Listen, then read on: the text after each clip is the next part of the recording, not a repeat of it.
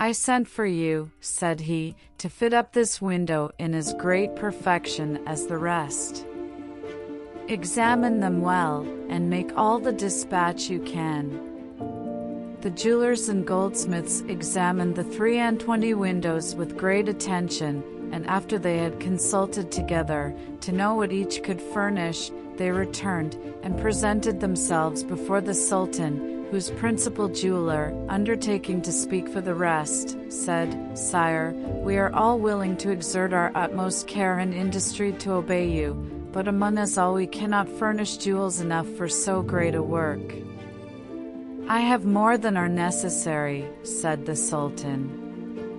"Come to my palace, and you shall choose what may answer your purpose."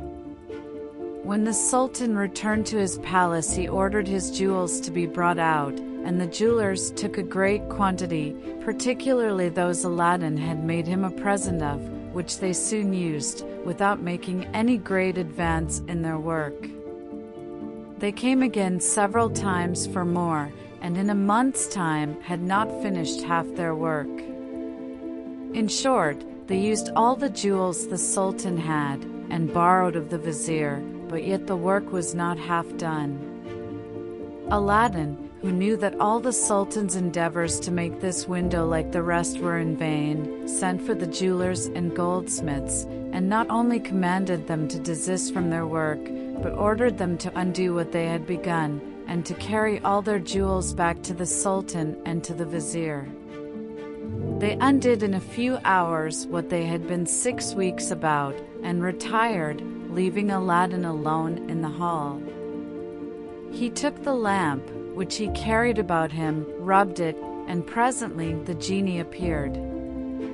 "Genie," said Aladdin, "I ordered thee to leave one of the 24 windows of this hall imperfect, and thou hast executed my commands exactly. Now I would have thee make it like the rest." The genie immediately disappeared. Aladdin went out of the hall, and returning soon after, found the window, as he wished it to be, like the others. In the meantime, the jewelers and goldsmiths repaired to the palace, and were introduced into the Sultan's presence, where the chief jeweler presented the precious stones which he had brought back.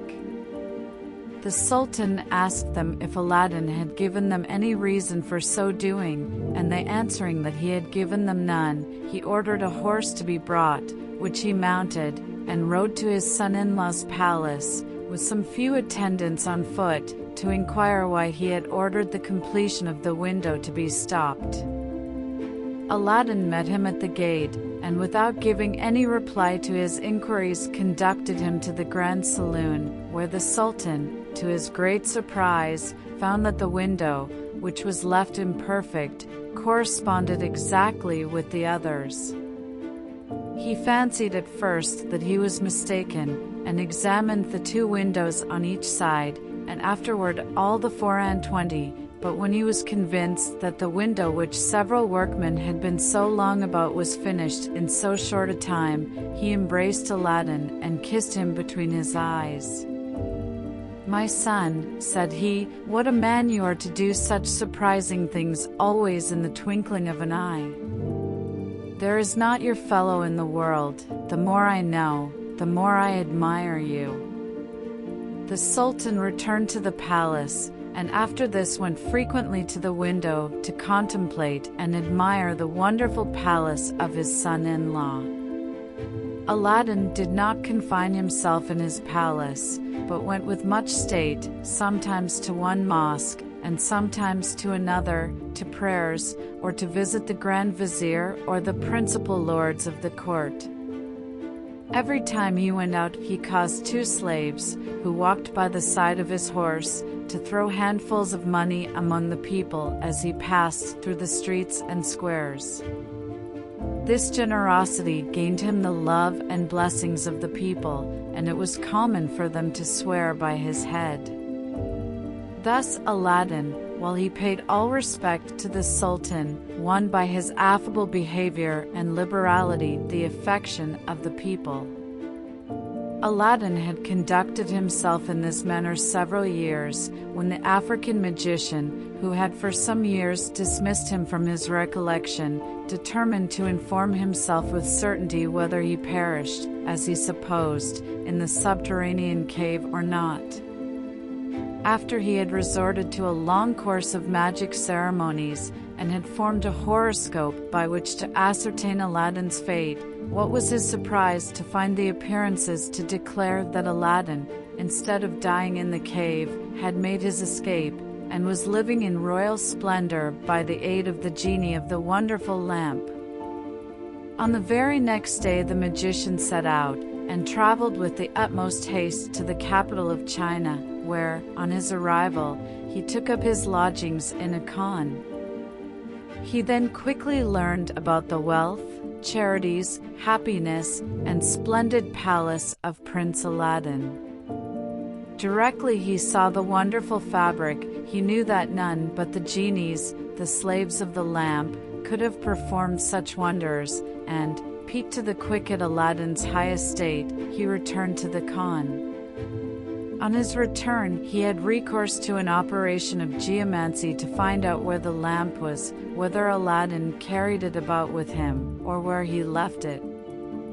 The result of his consultation informed him, to his great joy, that the lamp was in the palace. "Well," said he, rubbing his hands in glee, "I shall have the lamp, and I shall make Aladdin return to his original mean condition." The next day the magician learned from the chief superintendent of the khan where he lodged that Aladdin had gone on a hunting expedition which was to last for 8 days, of which only 3 had expired. The magician wanted to know no more. He resolved at once on his plans.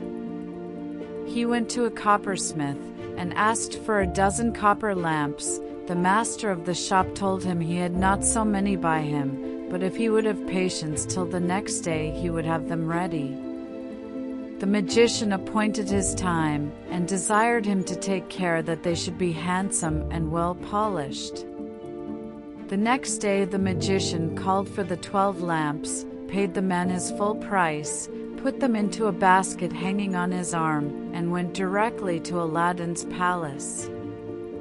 As he approached, he began crying, "Who will exchange old lamps for new?" And as he went along, a crowd of children collected, who hooted, and thought him, as did all who chanced to be passing by, a madman or a fool to offer to exchange new lamps for old. The African magician regarded not their scoffs, hootings, or all they could say to him, but still continued crying, "Who will exchange old lamps for new?" He repeated this so often, walking backward and forward in front of the palace, that the princess, who was then in the hall of the 24 windows, hearing a man cry something, and seeing a great mob crowding about him, sent one of her women slaves to know what he cried. The slave returned, laughing so heartily that the princess rebuked her. "Madam," answered the slave, laughing still, "who can forbear laughing, to see an old man with a basket on his arm, full of fine new lamps, asking to exchange them for old ones?" The children in mob, crowding about him so that he can hardly stir, make all the noise they can in derision of him. Another female slave, hearing this, said, "Now you speak of lamps, I know not whether the princess may have observed it, but there is an old one upon a shelf of the Prince Aladdin's robing room, and whoever owns it will not be sorry to find a new one in its stead. If the princess chooses, she may have the pleasure of trying if this old man is so silly as to give a new lamp for an old one, without taking anything for the exchange." The princess, who knew not the value of the lamp and the interest that Aladdin had to keep it safe, entered into the pleasantry and commanded a slave to take it and make the exchange. The slave obeyed, went out of the hall, and no sooner got to the palace gates than he saw the African magician, called to him, and showing him the old lamp, said, "Give me a new lamp for this." The magician never doubted, but this was the lamp he wanted. There could be no other such in this palace, where every utensil was gold or silver. He snatched it eagerly out of the slave's hand, and thrusting it as far as he could into his breast, offered him his basket, and bade him choose which he liked best. The slave picked out one and carried it to the princess, but the change was no sooner made than the place rang with the shouts of the children, deriding the magician's folly. The African magician stayed no longer near the palace, nor cried any more, "New lamps for old," but made the best of his way to his khan. His end was answered, and by his silence he got rid of the children and the mob. As soon as he was out of sight of the two palaces, he hastened down the least frequented streets. Having no more occasion for his lamps or basket, he set all down in a spot where nobody saw him. Then going down another street or two, he walked till he came to one of the city gates, and pursuing his way through the suburbs, which were very extensive, at length he reached a lonely spot, where he stopped till the darkness of the night, as the most suitable time for the design he had in contemplation. When it became quite dark, he pulled the lamp out of his breast and rubbed it. At that summons the genie appeared, and said, "What wouldst thou have?" "I am ready to obey thee as thy slave, and the slave of all those who have that lamp in their hands, both I and the other slaves of the lamp." "I command thee," replied the magician, "to transport me immediately, and the palace which thou and the other slaves of the lamp have built in this city, with all the people in it, to Africa." The genie made no reply, but with the assistance of the other genies, the slaves of the lamp, immediately transported him and the palace, entire, to the spot whither he had been desired to convey it. Early the next morning, when the Sultan, according to custom, went to contemplate and admire Aladdin's palace, his amazement was unbounded to find that it could nowhere be seen. He could not comprehend how so large a palace, which he had seen plainly every day for some years, should vanish so soon and not leave the least remains behind. In his perplexity, he ordered the Grand Vizier to be sent for with expedition. The Grand Vizier, who, in secret, bore no goodwill to Aladdin, intimated his suspicion that the palace was built by magic, and that Aladdin had made his hunting excursion an excuse for the removal of his palace with the same suddenness with which it had been erected. He induced the Sultan to send a detachment of his guard, and to have Aladdin seized as a prisoner of state. On his son-in-law being brought before him, the Sultan would not hear a word from him, but ordered him to be put to death. But the decree caused so much discontent among the people, whose affection Aladdin had secured by his largesses and charities, that the Sultan, fearful of an insurrection, was obliged to grant him his life. When Aladdin found himself at liberty, he again addressed the Sultan, "Sire, I pray you to let me know the crime by which I have thus lost the favor of thy countenance." "Your crime," answered the Sultan. "Wretched man, do you not know it? Follow me, and I will show you." The Sultan then took Aladdin into the apartment from whence he was wont to look at and admire his palace, and said, "You ought to know where your palace stood. Look, mind, and tell me what has become of it." Aladdin did so, and being utterly amazed at the loss of his palace, was speechless. At last recovering himself, he said, "It is true, I do not see the palace. It is vanished, but I had no concern in its removal. I beg you to give me 40 days, and if in that time I cannot restore it, I will offer my head to be disposed of at your pleasure. I give you the time you ask, but at the end of the 40 days, forget not to present yourself before me."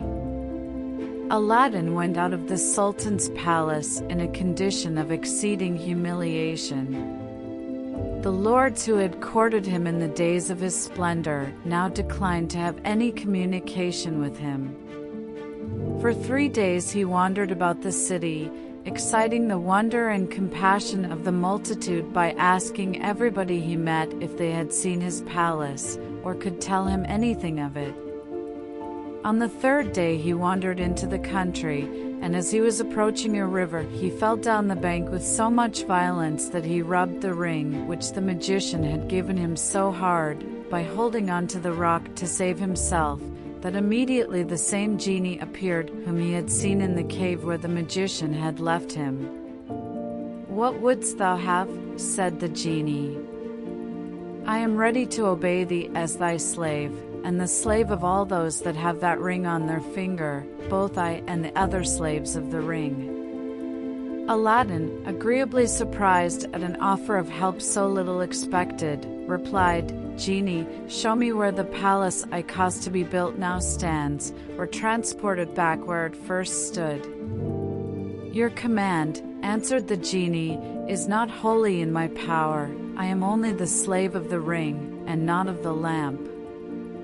"I command thee, then," replied Aladdin, "by the power of the ring, to transport me to the spot where my palace stands, in what part of the world soever it may be."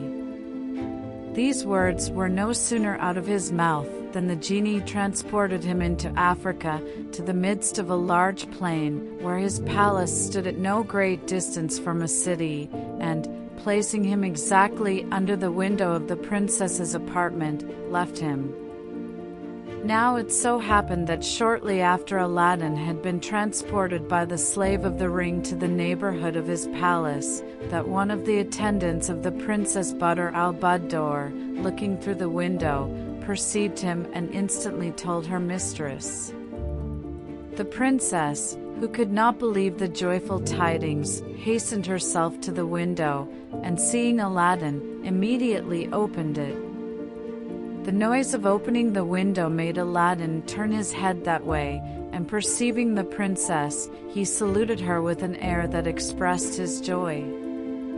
"To lose no time," said she to him, "I have sent to have the private door opened for you. Enter, and come up." The private door, which was just under the princess's apartment, was soon opened, and Aladdin was conducted up into the chamber.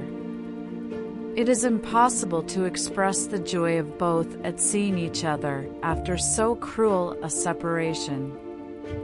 After embracing and shedding tears of joy, they sat down, and Aladdin said, "I beg of you, princess, to tell me what has become of an old lamp which stood upon a shelf in my robing chamber."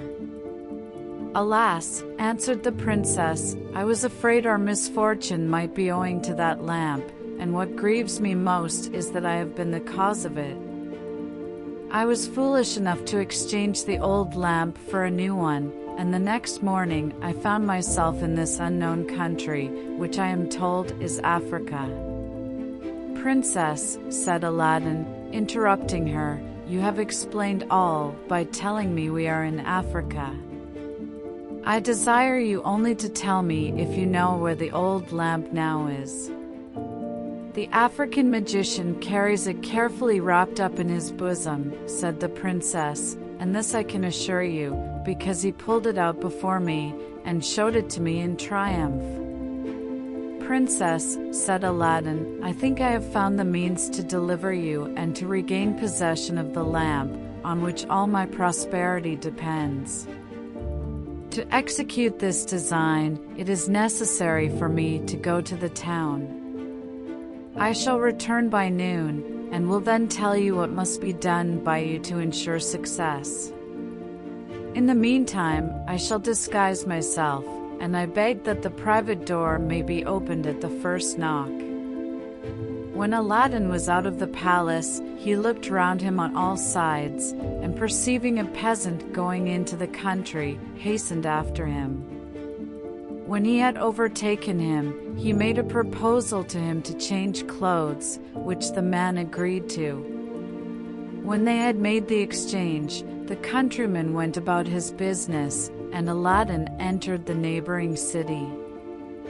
After traversing several streets, he came to that part of the town where the merchants and artisans had their particular streets according to their trades. He went into that of the druggists, and entering one of the largest and best furnished shops, asked the druggist if he had a certain powder, which he named. The druggist, judging Aladdin by his habit to be very poor, told him he had it, but that it was very dear, upon which Aladdin, penetrating his thoughts, pulled out his purse, and showing him some gold, asked for half a dram of the powder, which the druggist weighed and gave him, telling him the price was a piece of gold. Aladdin put the money into his hand, and hastened to the palace, which he entered at once by the private door. When he came into the princess's apartment, he said to her, "Princess, you must take your part in the scheme which I propose for our deliverance. You must overcome your aversion for the magician, and assume a most friendly manner toward him, and ask him to oblige you by partaking of an entertainment in your apartments. Before he leaves, ask him to exchange cups with you, which he, gratified at the honor you do him, will gladly do, when you must give him the cup containing this powder. On drinking it, he will instantly fall asleep, and we will obtain the lamp, whose slaves will do all our bidding, and restore us and the palace to the capital of China." The princess obeyed to the utmost her husband's instructions. She assumed a look of pleasure on the next visit of the magician, and asked him to an entertainment, which he most willingly accepted. At the close of the evening, during which the princess had tried all she could to please him, she asked him to exchange cups with her, and giving the signal, had the drugged cup brought to her, which she gave to the magician. Out of compliment to the princess, he drank it to the very last drop, when he fell back lifeless on the sofa. The princess, in anticipation of the success of her scheme, had so placed her women from the great hall to the foot of the staircase that the word was no sooner given that the African magician was fallen backward than the door was opened, and Aladdin admitted to the hall. The princess rose from her seat, and ran, overjoyed, to embrace him, but he stopped her, and said, "Princess, retire to your apartment, and let me be left alone, while I endeavor to transport you back to China as speedily as you were brought from thence."